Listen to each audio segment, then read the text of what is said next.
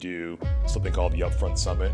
David Baszucki to Serena Williams, Prince Harry, Paris Hilton, Kamala Harris. This is what we love doing. We're wired to community build and do it in a way where it's not all about like, oh, how can we just make $1 billion? We're here for the AI conference. I'm just interested to hear like frontline, what's coming through, what's got you excited? If you look at these AI, and again, people call them these agents, they're giving you superpowers.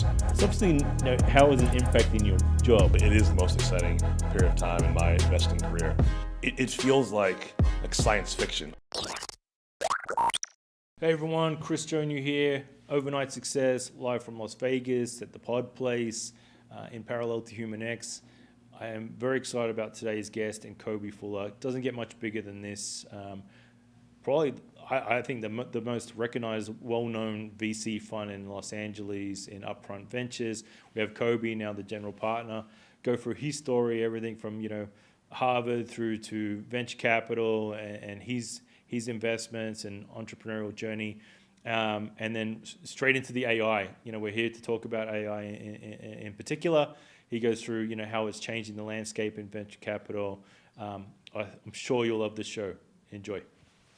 It's because we grew the business in a very capital efficient manner, hyper obsessed on the customer, and then we were pretty innovative in how we went about influencer marketing before that was really a thing. And it was good timing because Instagram started becoming a real dominant platform, and we were very quick to hop on that platform and work with bloggers, now termed Instagram influencers, and send them to Coachella and put clothes on them and have rager parties and broadcast that across social media, and it worked out pretty well. A lot of it was just an underlying data model that we actually had to construct around knowing who our customer is, where they are in their buying cycle, what items or what areas are they interested in, what would drive them to convert, and to have a balance of one to all, one to many, and one-to-one messaging and communication, and do it with an obsession around return on ad spend and ROI.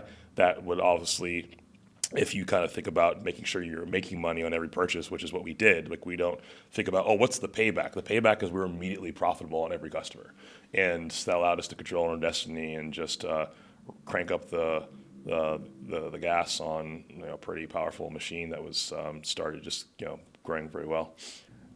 Silicon Valley, San Francisco, there's many kind of big names, right? But I think when everyone thinks about LA, they think Upfront, yeah? Yeah, so we've done a good job at, one, the platform's been around for quite a while, since the late 90s.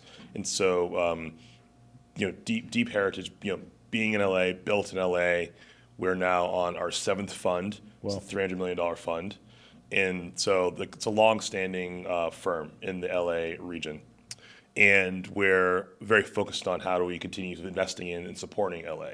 It's very much in our DNA. And it's all about making money, but how can we also come together as a community to do good in the world? And a lot of that you also do see it on display in action. Every year we do something called the Upfront Summit, just finished a couple of weeks ago, where, we rented the Intuit Dome and had little small, intimate affair. Yeah, and we had from the likes of David Baszucki, CEO of Roblox, to Serena Williams, to Prince Harry, to Paris Hilton, to former Vice President Kamala Harris there, and we brought all of those folks together, and 1,000 invite-only attendees that include all the best VCs in the world, LPs, and founders.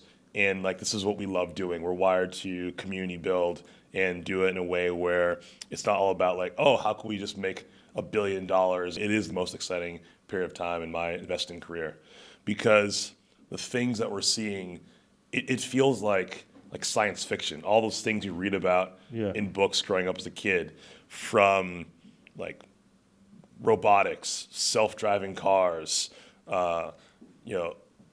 AI that can act as a personal companion like her. These things are, they're just crazy. We're investors in all sorts of stuff I can't even actually, it's still in stealth.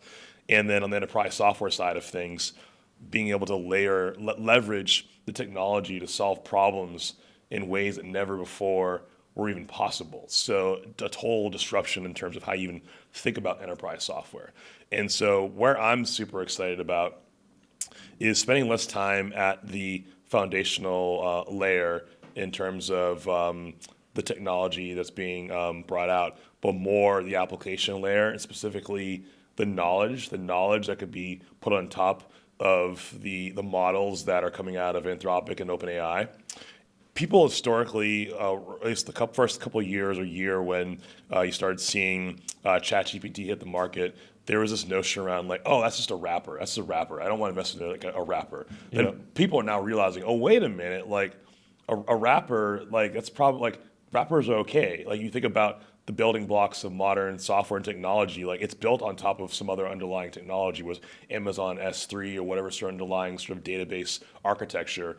This all sort of way in which this is all woven together. And so the things that for me are really exciting is that you can leverage these underlying LLMs that have a level of reasoning and knowledge that if you were to pair with some proprietary knowledge, curated knowledge, an example of which I'm an investor in a company called OneUp that's focusing on sales knowledge to help automate a wedge problem they're solving is the completion of RFPs. So during a process when you're trying to go through a sales motion, usually RFPs takes 2 weeks to complete out.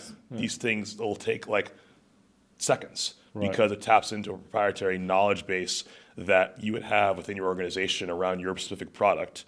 And then there's a transformation of that leveraging an LLM to then complete an RFP. That's something that's quite powerful. These are ways in which this knowledge layer on top of standard LLMs can just transform industries in a manner we've never seen before possible. So I'm looking to invest in as many permutations of knowledge systems as possible because for me, it's the next wave of enterprise software and applications that are leveraging AI. So this term, knowledge layer, right? I haven't heard this before, but great, makes sense, right? Because kind of like, I think these guys were saying it yesterday. Basically, these LLMs here is kind of on top here is what you're looking at, right? Because this one, if you get the tech right and maybe the infrastructure right, I can continue to try or different LLMs here, right? Or like maybe there's a better one that comes along and you kind of switch them out and then you're still not screwing up the product or the experience. Is that? Yeah, but the biggest thing is AI and these LLMs, they need context. Yeah. And so if you're not giving it actually context, then you're not solving the problem as targeted in a manner as you could. Just think about just for kind of a personal use case. Yeah. If you go and you ask ChatGPT or any AI system a question like, where would be a great place to go have dinner tonight in Vegas? Yeah. It has no context about you. Yeah. What your tastes are, what do you like to eat, your price point, whether you have an allergic reaction to certain items. But if you layer on this knowledge, in this case of the human being, in a way where it already knows that like you like 2-3 Michelin star restaurants and have affinity towards Japanese and French, and you have maybe like an unlimited sort of budget, then it's not going to recommend some crappy like steakhouse. If you look at these AI, and again, people call them these agents, they're not.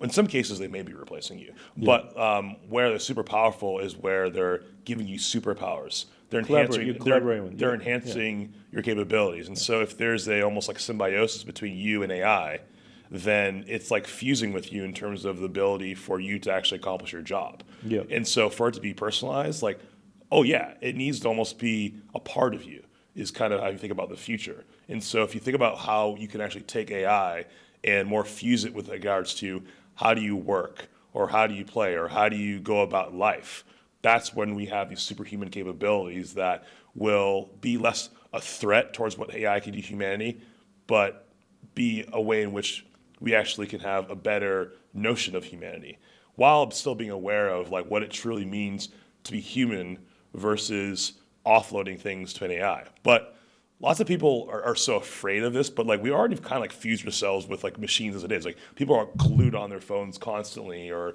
in VR headsets like constantly. It's like it's already happening. And so how do we do it in a way that actually makes us better versus like lose our sense of who we are? Yeah, if you're in a position of privilege where the value creation accrues to you as whatever individual you are, AI doing your work. But Likely not. there's a lot of humanity where the work they do potentially can get replaced by an AI. And so what do they do next? And how fast can they find something else to do that allows them to either one, have a sense of purpose, or two, be able to put just like food on the table. Yeah. And I think those folks that are actually get on the front lines, whether it's building an AI, investing in AI, governing AI, need to think more and more around, okay, for those jobs that are going to potentially be eliminated, yes, systems usually find a way to actually correct themselves, counterbalances in which those individuals will find something else. But the rate at which this is happening is at an unprecedented sort of level.